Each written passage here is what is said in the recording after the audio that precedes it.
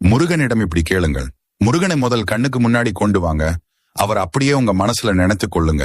அதுக்கு முன்னாடி உங்களுக்கு முருகன் ரொம்ப பிடிக்கும் அப்படின்னா கமெண்ட்ல ஓம் முருகா என்று சொல்லிவிட்டு எங்கள் முருகன் ஆராதனை சேனலை சப்ஸ்கிரைப் அண்ட் லைக் பண்ணிக்கோங்க. முருகா, என் மனதிலிருந்து என்கிட்ட இருக்கும் அனைத்து தீயவற்றையும் நீக்கி உன் அடியாராய் வாழ்வதற்கு உண்டான நல்ல தகுதியை மட்டும் எனக்கு கொடு அப்படின்னு நீங்க முருகன் கிட்ட கேளுங்க. முருகன் கண்டிப்பா அதை செய்வான். இப்போ நம்ம வீட்டில் இருந்தோ இல்லை வெளியில் எங்கிருந்தோ கோவிலுக்கு செல்வோம். அப்போ சாமி கும்பிடும் போது என்ன சொல்லி கும்பிட வேண்டும் என்று நமக்கு தெரியாமல் மனம் மாற்றம் ஏற்பட்டால் இப்படி கேளுங்கள் முருகனிடம். முன்பிறவியில் செய்த பாவங்கள் இப்பிறவிக்கும் தொடராமல் இருக்க வேண்டும். இப்பிறவியிலேயே என் தந்தை வழியில் வந்த கர்ம வினைகளும் என் தாய் வழியில் வந்த கர்ம வினைகளும் நான் இந்த பூமிக்கு கொண்டு வந்த கர்ம வினைகளும் இன்றோடு நிவர்த்தி ஆகட்டும் என்று மனதில் நினைத்து மனதார வேண்டுங்கள். உங்களின் அனைத்து கர்மாக்களும் நிவர்த்தியாகி உங்களின் வாழ்வில் சந்தோஷம் பெருகும். முருகனின் அருள்